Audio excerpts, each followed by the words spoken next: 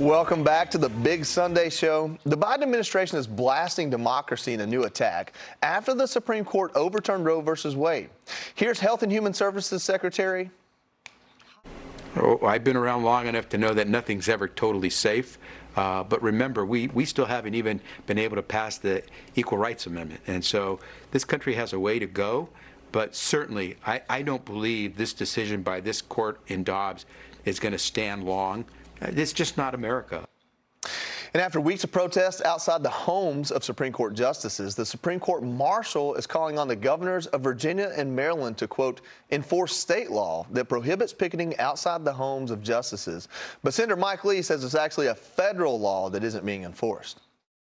It is beyond my ability to understand why it is that Merrick Garland and his Department of Justice haven't investigated and prosecuted these crimes. And I hereby call on them to do so. If they're unwilling to do this, they're really imperiling our entire system of government. They need to be held accountable.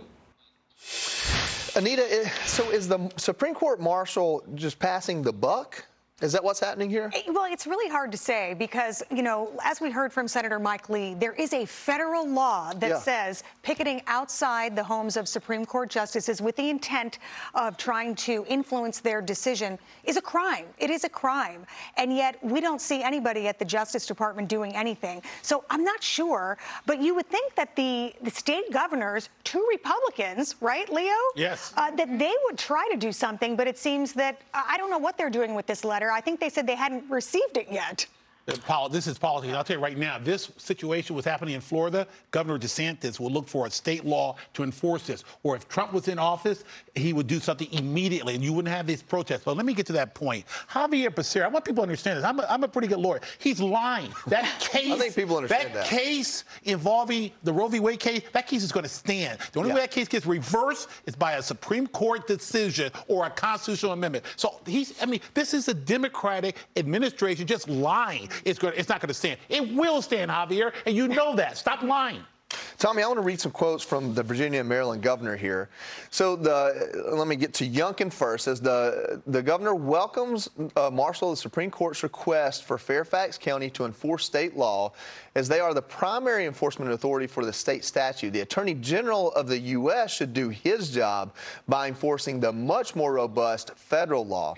All right, moving on to Maryland Governor Hogan. He says, in light of the continued refusal by multiple federal entities to act, the governor has directed Maryland State Police to further review enforcement options that respect the First Amendment and the Constitution. And so when you read these two quotes or see these two quotes, I guess I see this almost looks like the game of Clue, where it's like who did what, who's responsible for what. A lot of words, a lot of big words meant to confuse people and to actually not take a side. I think both of these governors, they know that, at least in Youngkin's case, I think that it could have gone either way in that election. He's very happy to have been elected, so I think he's towing the line. He's walking on eggshells. He doesn't want to be definitive one way or the other. If he comes out and says, hey, we're going to really do something here, he's worried that he's going to lose those swing voters that he got before. You're talking about Hogan? Yes, He's a blue dog Republican. I'm talking about Youngkin and Hogan. Both of them, they are towing the line. They don't want to say anything that's going to upset those swing voters, those Democrats that maybe voted for them. But I also have to say, boy,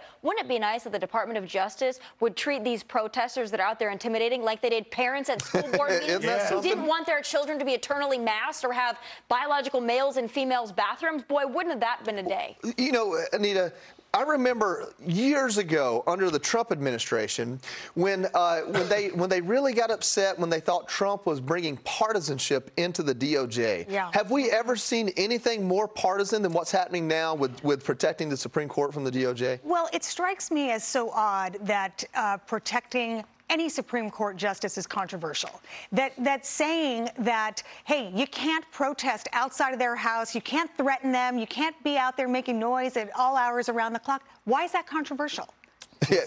I don't know that it is unless you're talking partisan politics. Leo, let's talk about this for a second. Okay. Usually when we have a conversation about federal law and state law and which one trumps the other, it's usually when they're in opposition to each other. These are two state laws and a federal law that are absolutely in sync with one another. The DOJ is literally saying, but we would rather you do it. Yeah, and I'll tell you right now, you're talking about federal official justices. So the first act should be from the Department of Justice. Right. That should be the first act. And I think the state has a right to defer to them. But Tommy's spot on. These two governors are towing the line politically. They're not doing what's America's first. What's in the best interest, protect the justices. And I'll tell you right now, the game here is this. I said this yesterday. The Democrats will turn their back on issues of protesting and crime if it serves their purpose. And these protesters are serving the Democratic Party's purpose of being upset with this ruling. That's all they're doing. Tommy, back to Becerra's comment about how he's not sure this law will stand. And maybe it's because it's not the issue I'm most passionate about. It's one that I understand a little bit of both sides. I'm a pro-life guy in theory, but when you start telling me certain instances, I understand where you're coming from. I guess I'm a little bit undecided in some cases. There's a gray area for sure, right? But when you talk about abortion, this interpretation by the Supreme Court is much more about, was it constitutional? Yes. It's much more about the letter of the law than the emotion of the issue, is it not? Yeah. Well, and that is the situation. It's about states' rights. And I think that on the Republican side, we would do well to remind people of that. Yeah. And I think that people would be far less upset with the Supreme Court if they actually understood that this kicks this back down to the states. Yeah. So all of you that live in California, that they want to have abortions on demand, you're still going to have that. They're going to codify that. More. Where Leo is, they're going to be extremes on both sides. But I think that this is really telling when you see Democrats sit back and they want to watch the flames, they want to watch the fireworks. They need it. But they need the it energy. because that's the only thing they have for November, because they can't talk about anything else. They have to keep people fired up about this issue and this issue only, because it's the only one that'll get people to the polls on their side. All right. Well, God forbid something happen. We saw what happened in front of Kavanaugh's house. All right, moving on. Hi, everyone. I'm Brian Kilmeade. I want you to do me a favor. I want you to click to subscribe to the Fox News YouTube page. This is the only way that I know for sure that you're not going to miss any great commentary, any great news bites, any great interviews coming your way on Fox. You can get it all here on YouTube. So subscribe right now.